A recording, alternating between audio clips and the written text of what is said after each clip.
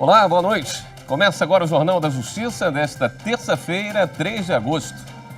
O plenário do Tribunal Superior Eleitoral autoriza a abertura de inquérito administrativo para apurar denúncias de fraude no sistema eletrônico de votação.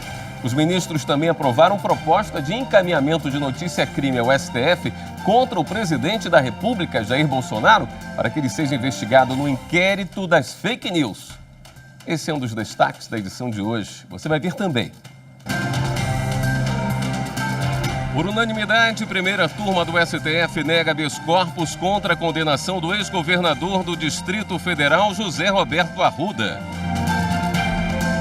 O Conselho Nacional de Justiça lança ação nacional para garantir documentação civil a pessoas presas.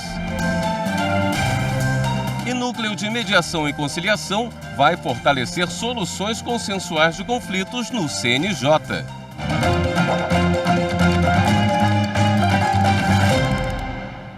O Tribunal Superior Eleitoral pediu ao Supremo que inclua o presidente Jair Bolsonaro nas investigações envolvendo a disseminação de fake news por causa de declarações sobre o sistema eletrônico de votação. E para apurar internamente as denúncias sobre esse mesmo tema, os ministros do TSE decidiram abrir um inquérito administrativo. A proposta aprovada por unanimidade pelo plenário do TSE converte em inquérito administrativo um procedimento do tribunal aberto para que autoridades públicas do país pudessem apresentar provas que comprovassem ocorrências de fraude no sistema eletrônico de votação nas eleições de 2018, em particular nas urnas eletrônicas. Com isso, será ampliada a apuração de fatos que possam configurar abuso de poder econômico e político, uso indevido dos meios de comunicação social, corrupção, fraude, condutas vedadas a agentes públicos e propaganda extemporânea, relativos a ataques contra o sistema eletrônico de votação e a legitimidade das eleições de 2022. A proposta partiu do Corregedor-Geral da Justiça Eleitoral, ministro Luiz Felipe Salomão.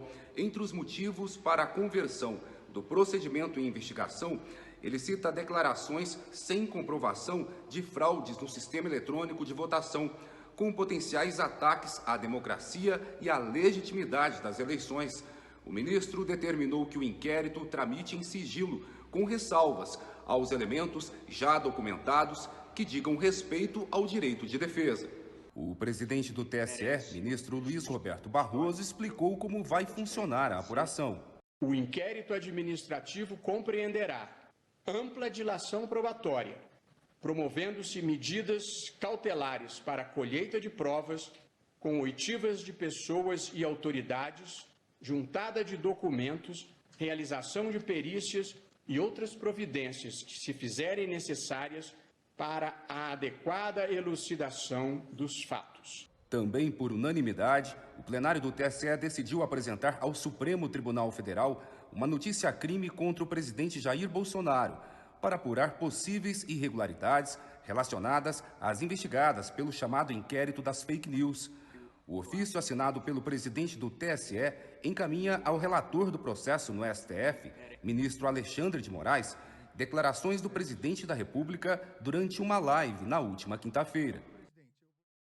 E hoje também tem sessão plenária do Tribunal Superior Eleitoral. Repórter Guilherme Glória traz mais informações. Na sessão de logo mais, os ministros devem julgar 2 processos do estado do Rio de Janeiro. Cristiane Miranda Cordeiro foi a candidata mais votada para a prefeitura de Carapebus no ano passado. Hoje, o TSE deve julgar se ela está ou não inelegível por contas rejeitadas em mandato anterior. Já Rubens Bontempo pede ao TSE a reforma de uma decisão do Tribunal Regional Eleitoral do Rio de Janeiro, que indeferiu o registro de candidatura dele à Prefeitura de Petrópolis. Para o regional, Rubens não poderia disputar a votação do ano passado porque tinha sido condenado por improbidade administrativa. A sessão do TSE começa logo mais às 7 horas da noite. E Maria Cláudia Buchianeri tomou posse hoje como ministra substituta do Tribunal Superior Eleitoral. Ela vai ocupar uma das vagas destinadas aos advogados. Formada em Direito pelo CEUB, Maria Cláudia Buchianeri Pinheiro também se formou em Relações Internacionais pela UNB. Fez especialização em Direitos Fundamentais pela Universidade de Coimbra e mestrado em Direito pela USP. E foi assessora-chefe da presidência do TSE. É uma das fundadoras da Academia Brasileira de Direito Eleitoral e Político e integra o Instituto Brasileiro de Direito Eleitoral. A nomeação de Maria Cláudia para o Tribunal Superior Eleitoral foi publicada em junho. Ela foi escolhida em uma lista tríplice formada apenas por mulheres, encaminhada pelo TSE à presidência da República. A primeira turma do Supremo manteve a condenação do ex-governador do Distrito Federal, José Roberto Arruda, por falsidade ideológica no âmbito da Operação Caixa de Pandora. A sessão marcou a volta do recesso judiciário e com duas novidades: o retorno aos trabalhos presenciais depois de mais de um ano de julgamentos por videoconferência por causa da pandemia de Covid-19 e a volta da ministra Carmen Lúcia para a primeira turma. Os ministros deram as boas-vindas a Carmen Lúcia. A ministra já fez parte da primeira turma de 2006 a 2012. Agora retornou na vaga do ministro Marco Aurélio, que se aposentou. Volto a integrar com muito gosto, com muita honra, como integrei durante esses anos, a segunda turma também, com muito regalo para mim, mas volto a este que foi o meu colegiado inicial, com enorme prazer. Tenho certeza que aprenderei muito com todos.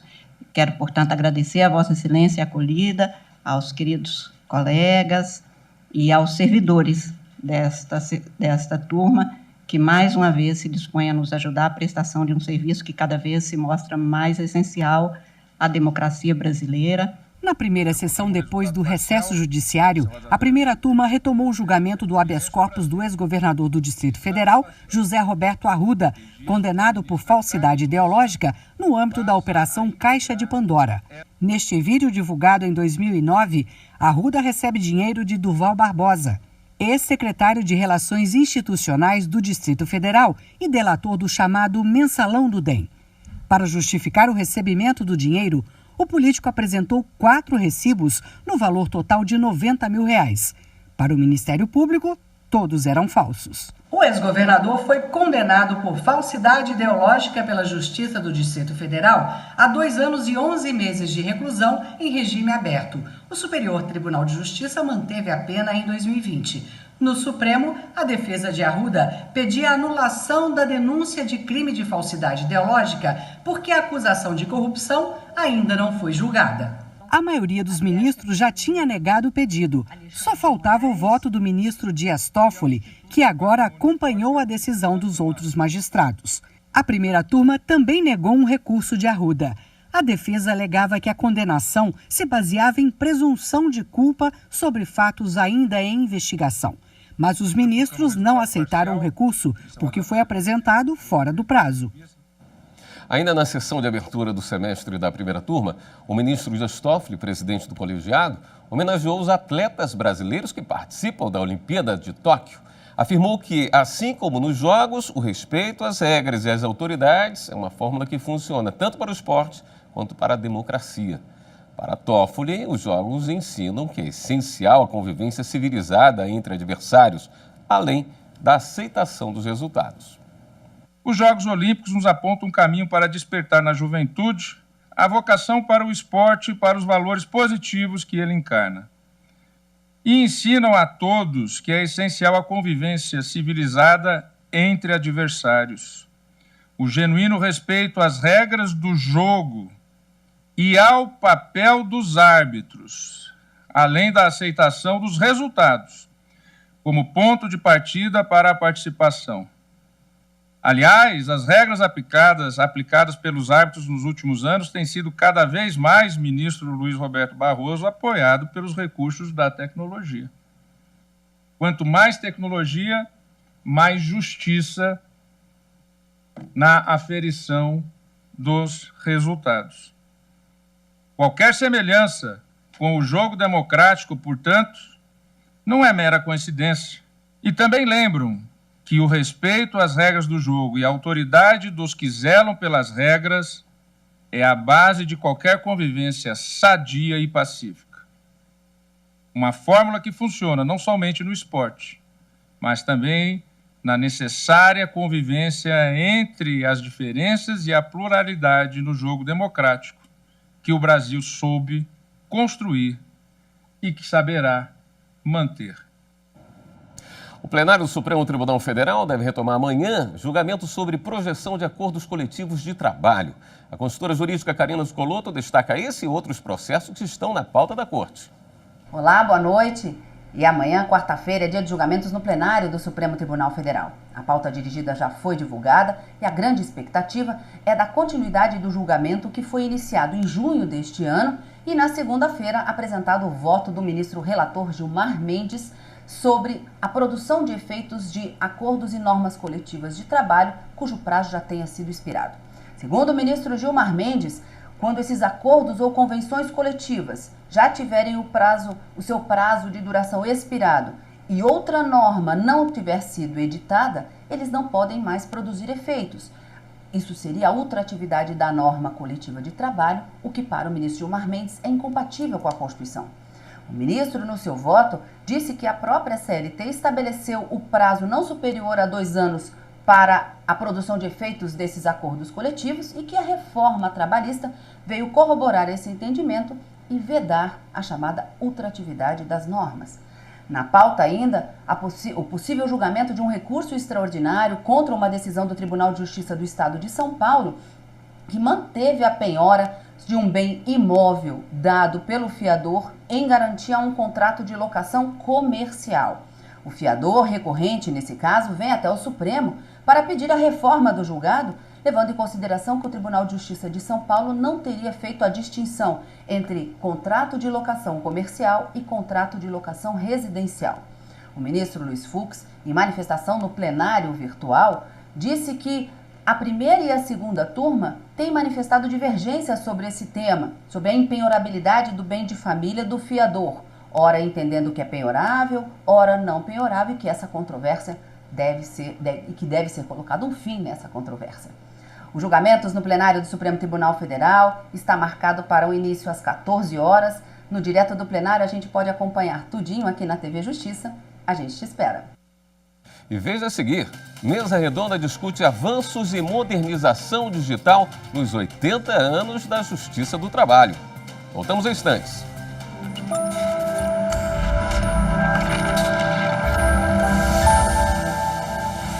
Nossa Constituição é um exemplar normativo do constitucionalismo multinível. É um documento pautado pela força expansiva da Constituição. Também, do ponto de vista político, tem um compromisso forte com a mudança social e, no aspecto da sua abrangência, expande o bloco de constitucionalidade para a proteção dos direitos humanos.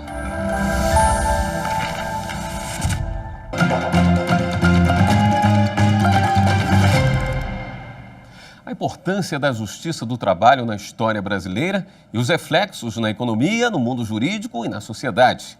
Esses foram os pontos discutidos por especialistas durante mesa redonda promovida pelo Tribunal Superior do Trabalho. O debate faz parte das ações comemorativas pelos 80 anos da Justiça do Trabalho. O evento foi realizado no plenário do Tribunal Superior do Trabalho e transmitido ao vivo pelo canal do TST no YouTube. Para cumprir os protocolos de segurança contra a Covid-19, parte dos convidados fez a exposição por videoconferência e não foi permitida a presença do público. Mas, pela internet, mais de 3.000 pessoas acompanharam a mesa redonda. Na abertura do debate, a presidente do TST e do Conselho Superior da Justiça do Trabalho, ministra Maria Cristina Peduzzi, falou do papel da justiça trabalhista para a sociedade. A importância da Justiça do Trabalho está revelada todos os dias pela sua atuação como o órgão que previne e decide os conflitos individuais e coletivos. E nessa prática nós podemos ver que muitas vezes a sua atividade é até silenciosa, né? Porque ela previne muitas vezes que greves de importância para a sociedade não se realizem, sejam evitadas. A celeridade e a efetividade da Justiça do Trabalho foram mostradas em números. Entre 2019 e 2020, o estoque de processos foi reduzido em 1 milhão. E no ano passado, mesmo com os tribunais regionais do trabalho e o TST atuando de forma online na maior parte do ano, o percentual de conciliação foi de 43,7%. Os convidados debateram sobre a importância da Justiça do Trabalho nas áreas econômica, social e jurídica. Também foram abordadas as inovações tecnológicas adotadas para trazer uma melhor prestação jurisdicional. Após a presidente do TST e do CSJT citar as tecnologias utilizadas pela Justiça do Trabalho, como processo judicial eletrônico, PJE, e inteligência artificial, o economista José Roberto Afonso abordou os reflexos da Justiça do Trabalho na economia. O autor do livro Justiça do Trabalho 4.0, que trata dos desafios gerados pela Covid-19 na sociedade e na economia, destacou as tecnologias digitais que estão cada vez mais presentes na vida cotidiana. O que a gente está querendo alertar com esse trabalho é sobre a necessidade de se repensar instituições políticas e práticas, porque a gente ouviu agora aqui o relato da própria Justiça do Trabalho, das mudanças impressionantes que a ministra estava colocando. Isso que se passa na Justiça do Trabalho está se passando em várias outras ações do poder público e numa velocidade talvez ainda mais rápida, mais impressionante no setor privado. O filósofo e escritor Mário Sérgio Cortella falou sobre a definição de justiça no âmbito da filosofia. O que é justiça? Justiça é algo que, no meu entender, foi muito bem trazido numa concepção de um filósofo francês chamado Paul Ricoeur. Paul Ricoeur morreu bastante idoso em 2005, e Paul Ricoeur tem uma definição de ética e de justiça que eu acho especial. Ele dizia: ética ou justiça é vida boa para todas e todos em instituições justas. O evento também contou com a participação especial do ministro do TST, Ives Gandra, que destacou a importância do papel da Justiça do Trabalho durante esses 80 anos. A Justiça do Trabalho ela representa uma contribuição enorme para a composição dos conflitos sociais e para a harmonização das relações trabalhistas. Na medida em que, após a Revolução Industrial, nós temos esse conflito entre empregados e empregadores, a Justiça do Trabalho representa o elemento de distribuição, de melhor composição daqueles conflitos, dando o justo salário ao trabalhador e a justa retribuição à empresa. A mesa redonda foi mediada pelo jornalista Heraldo Pereira. Conseguimos com o professor Afonso a economia. Nós conseguimos fazer um debate que os vários aspectos em relação a emprego, trabalho, atividade econômica estavam ali representados. Eu acho que foi um debate muito significativo, especialmente, não só para a perspectiva do que se teve da Justiça do Trabalho, do que se teve em matéria de emprego, trabalho deste setor até agora, mas também na perspectiva futura. E no próximo bloco, CNJ lança estrutura nacional para garantir documentação civil a pessoas presas. Voltamos já.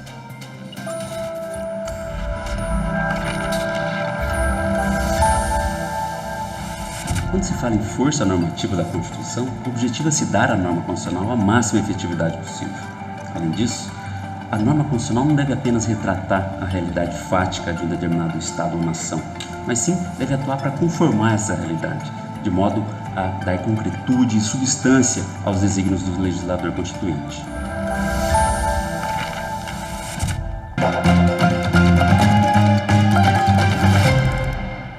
O presidente do Conselho Nacional de Justiça, ministro Luiz Fux, lançou a Ação Nacional de Biometria e Documentação Civil de Pessoas Presas. O objetivo é garantir cidadania e facilitar a ressocialização de quem cumpre pena.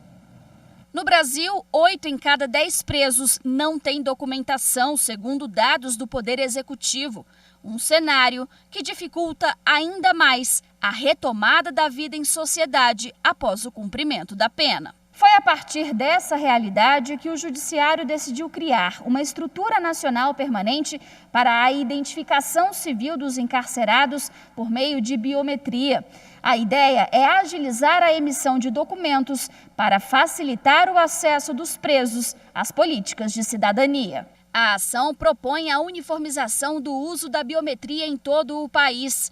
haverá a integração inédita das informações coletadas em um banco nacional mantido pelo Tribunal Superior Eleitoral. O presidente do TSE, ministro Luiz Roberto Barroso, destacou que, além de garantir maior confiança nos dados, o projeto também vai evitar prisões por engano. São pessoas que estão dentro do sistema por homonímia, por engano, o que é, evidentemente, uma barbaridade, uma violação da dignidade humana que o Estado pratica.